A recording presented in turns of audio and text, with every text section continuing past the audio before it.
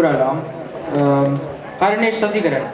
எனது பெயர் பரணேஷ் சசிகரன். நான் ஒரு திருக்குறள் சொல்ல போறேன்.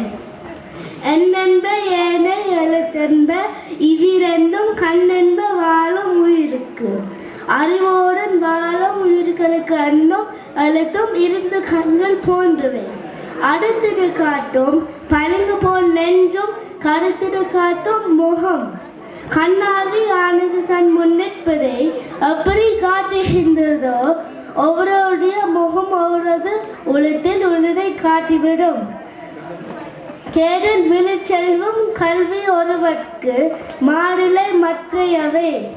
எப்பொருள் யார் யார்வை கேட்பனும் அப்பொருள் மெய்ப்பொருள் காம தருவு.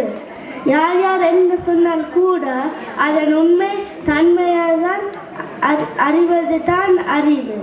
நன்றி, வணக்கம்.